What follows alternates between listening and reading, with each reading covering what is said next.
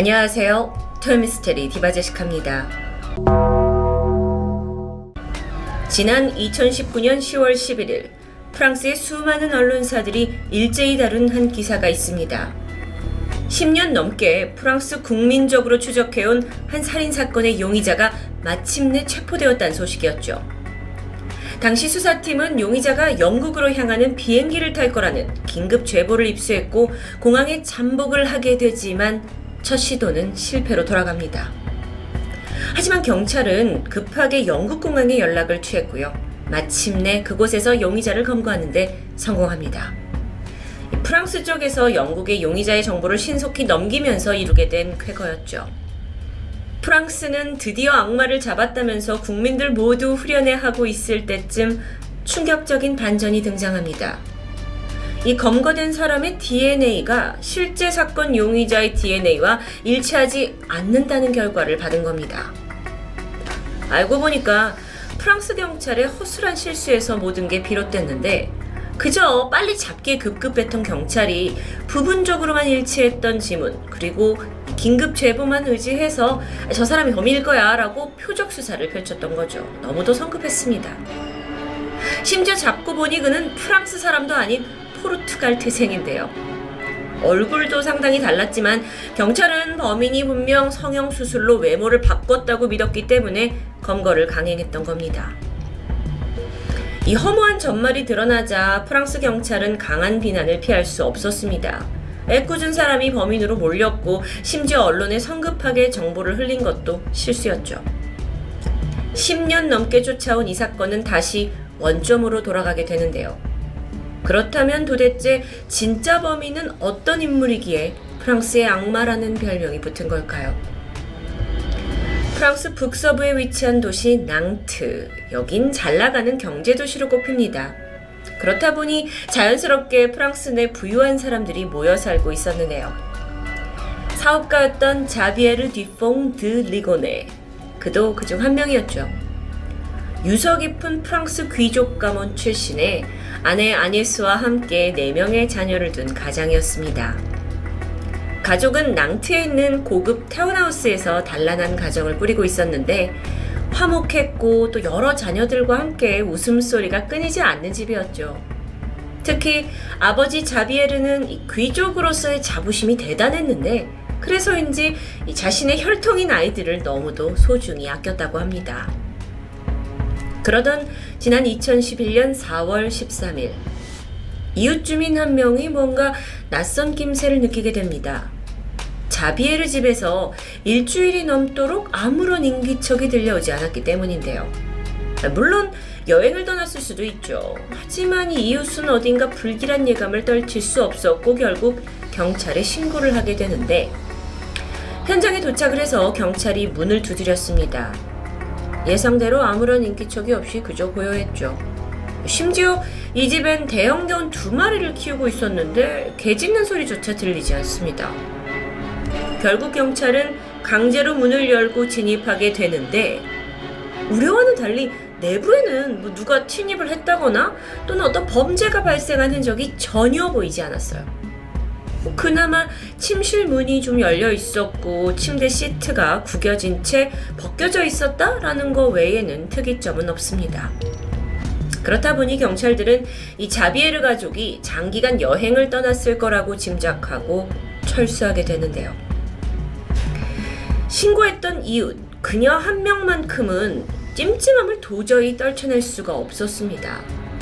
사실 그녀가 이렇게까지 신고까지 한 데에는 이유가 있었는데 평소 자비에르 가족은 휴가를 간다 하더라도 문단속을 철저하게 하는 편이 아니었다고 해요.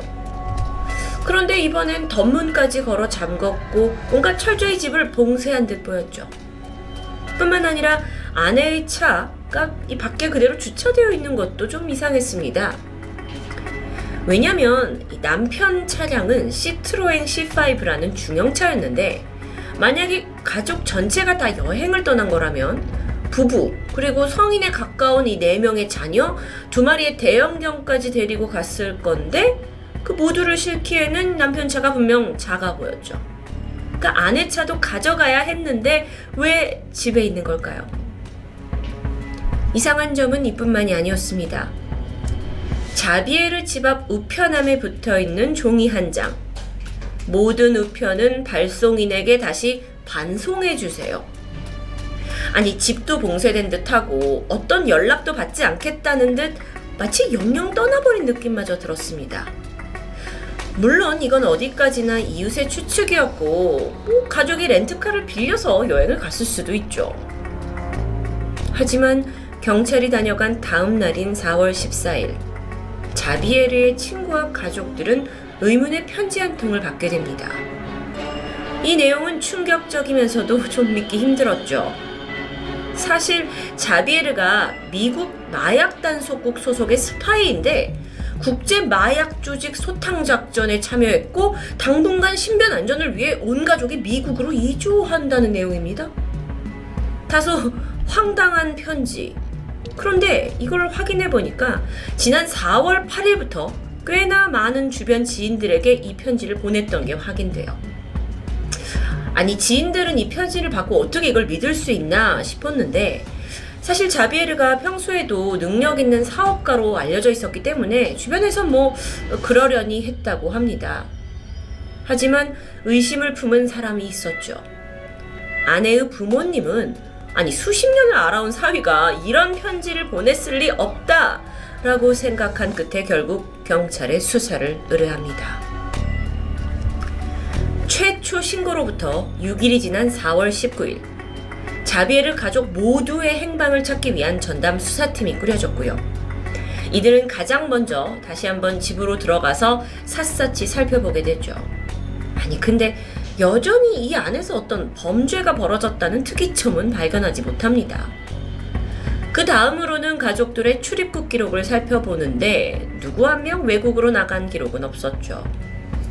그렇다면 정말 편지의 내용대로 자비에르가 미국 마약 단속국의 어떤 스파이? 이걸 밝혀내야 할 텐데 수사가 계속되던 중 3일 후인 4월 21일 담당 검사가 이제 언론에 수사 상황을 알리는 기자회견을 잡은 상황이었습니다.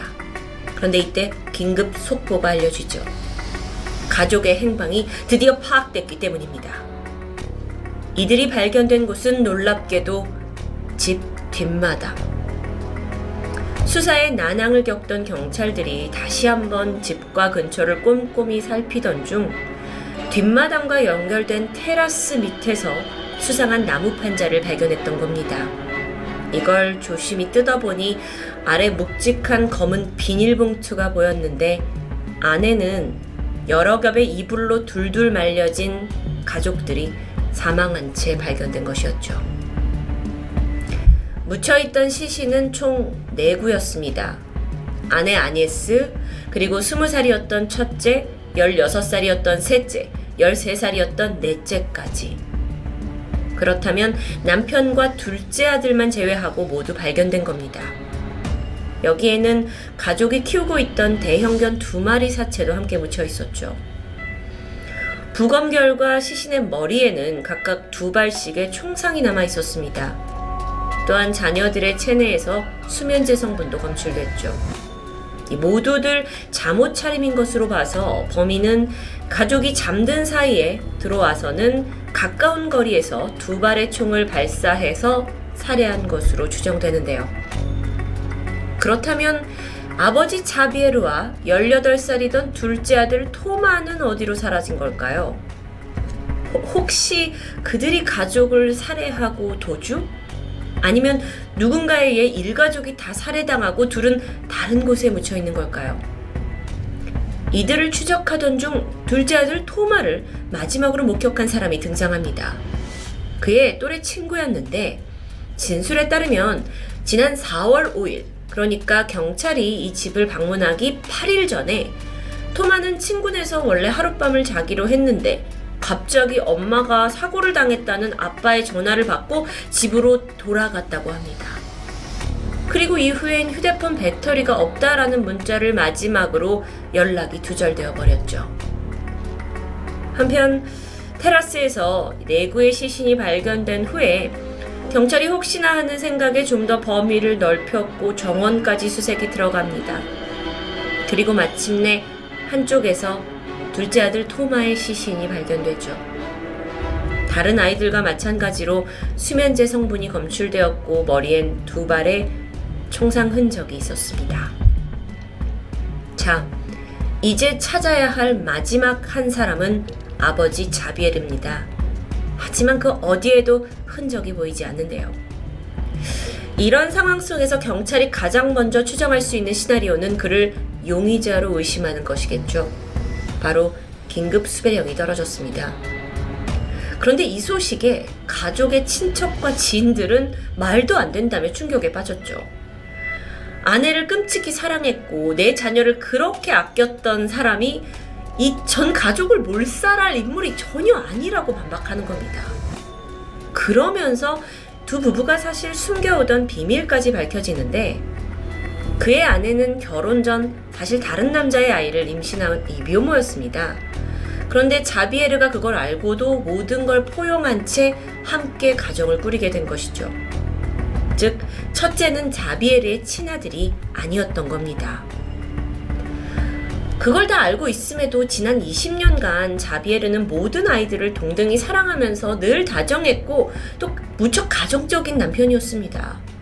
가족을 몰살할 이유가 도저히 없어요. 뿐만 아니라 자비에르는 평소에 심한 허리 통증을 가지고 있었는데요. 직접 뒷마당에 구덩이를 파고 무려 5구의 시신을 묻었다는 것조차 지인들은 앞뒤가 맞지 않는다고 얘기했죠. 사실상 그를 범인으로 몰기에는 지금 행방이 묘연하다라는 것 외에 증거는 없었습니다. 자, 그렇다면 이번엔 현장을 좀 더 살펴볼까요? 5구의 시신 모두 각각 2개의 총상이 있었습니다. 그런데 집 안에서는 혈흔이 전혀 발견되지 않아요. 총을 쐈다면 분명 피가 튀었을 텐데 말이죠. 심지어 이웃들 중에서 총소리를 들었다는 사람은 없었습니다. 아니, 최소 10발의 소리가 났을 텐데 이걸 놓치는 것도 어딘가 쉽지 않아 보이는데요. 게다가 시신을 비롯해서 함께 묻혀있던 물건들에 아버지 자비에르의 지문은 발견되지 않았습니다. 자, 그럼 그가 범인이라는 가설을 좀 배제한 채 혹시 정말 그가 어떤 스파이였기 때문에 어떤 조직에 납치가 돼서 가족들이 보복 살해를 당한 건 아닐까요? 이렇게 뭔가 정황이 어려운 상황 속에서 가설과 추정만 난무했죠. 그런데 머지않아 의심스러운 점들이 드러납니다. 자비에르는 평소 주변 사람들에게 자신을 성공한 사업가로 소개를 했었는데, 알고 보니 그는 너무도 미약한 소위 유령 회사 같은 걸 운영하고 있었던 겁니다.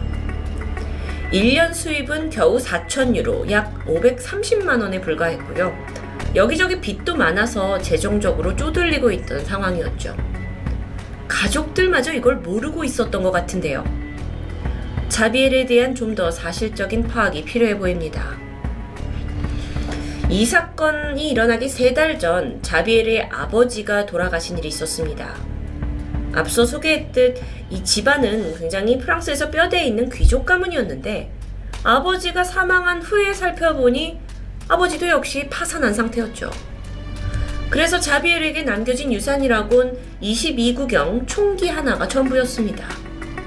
참고로 이건 시신에서 발견된 총상과 동일한 모델이었죠. 이후 무슨 생각이었는지 자비에르는 총기 면허를 바로 획득했고요. 탄환과 소음기를 구입한 후 사격 연습에 매진합니다. 그리고 3개월간의 카드 내역을 살펴보니까 시멘트, 삽, 곡괭이를 구매한 것도 발견되죠. 2011년 4월 4일, 그날이 디데이였을 것으로 보입니다.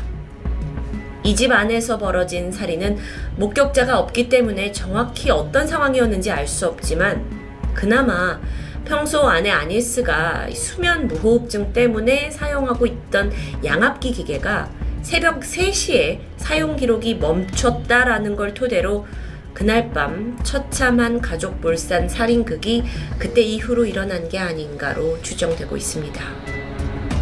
그리고 다음 날인 4월 5일, 자비에르는 친구 집에 있던 둘째 아들을 불러냈습니다. 그리고 같은 수법으로 살해 후 안매장하게 되는데요. 근데 왜 하필 둘째 아들만 따로 살해했을까요? 이 시간차가 있었다라는 것에 대해 전문가들은 자비에르가 어쩌면 마지막까지 둘째 아들을 죽이는 걸 망설인 게 아닌가라고 생각합니다. 네 자녀 중에서 첫째는 친아들이 아니었고 사실상 둘째 아들 토마가 실질적인 장남이라고 볼 수 있죠. 평소 가문에 대한 자부심이 크던 사람이어서 장남을 죽이는 것에 꽤나 고심한 게 아닌가라고 여겨집니다. 그런데 보통의 이런 가족 살해의 경우에는 용의자도 극단적인 선택을 마지막에 하는 경우가 대부분이라고 하는데요. 자비에르는 달랐죠. 그는 살인 사건 후에 자녀들이 다니던 학교에 일일이 연락을 취해서 우리가 이제 호주로 이민을 가게 됐다. 그래서 학교에 더 이상 나가지 못한다 라고 설명했습니다.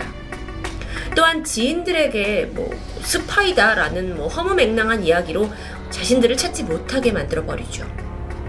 그렇게 시신을 묻고 주변을 정리한 후에 자비에르의 행적은 또 꽤나 기이합니다. 그는 이 도시 낭트를 떠나서 예전에 아내와 함께 살았던 곳들을 찾아다니며 일종의 순례 같은 여행을 즐기던 것 같은데요. 경찰이 그의 뒤를 쫓는 과정에서 굉장히 놀란 게 있었는데 그는 이 엄청난 가족 몰살을 저질러 놓고 태연히 자신의 명의로 된 신용카드를 사용했고요. 호텔에 묵을 때도 신분은 그대로 노출했습니다. 얼굴을 가리거나 CCTV를 피하는 일도 없었죠. 물론 그때까지만 해도 지인들과 이웃은 실종 소식을 전혀 모르고 있었고 경찰 신고가 접수되기도 전이긴 합니다. 그러던 4월 14일 신고를 받은 경찰이 집에 출동한 바로 다음 날인데 자비에르는 카드에 남아있던 약 5만 원을 인출한 후에 포뮬이라는 호텔에 체크인하게 되죠. 그리고 다음 날인 4월 15일 그는 자신이 타고 온 차량을 호텔 주차장에 버려둔 채 터벅터벅 인근 산속으로 들어갑니다. 그리고 완전히 자취를 감춰버렸죠. 이 장면은 호텔 CCTV에 고스란히 담겨 있었는데요. 가방을 메고 있었는데 그 안에는 범행에 사용된 총기가 들어있던 것으로 보입니다. 놀라운 건 그렇게 산속으로 사라진 이래 10년이 지난 지금까지도 자비에르의 행방은 묘연한 상태입니다. 프랑스 언론은 그가 산속에 들어간 후에 어쩌면 극단적인 선택을 했을 거다라고 추측하지만 일각에서는 다른 의견이 있습니다. 어쩌면 CCTV에 자신이 찍힐 걸 뻔히 알면서도 버젓이 저렇게 산으로 들어간 건 다 계획된 행동이라는 것이죠. 이후에 경찰들이 산 일대를 샅샅이 수색했지만 사실 그를 발견하지 못했습니다. 이후에 그가 살아있다라는 전제하에 추적은 계속되었고 앞서 이야기한 대로 사건 발생 8년 만인 지난 2019년 경찰이 공항에서 엉뚱한 사람을 체포하는 소동까지 있었죠.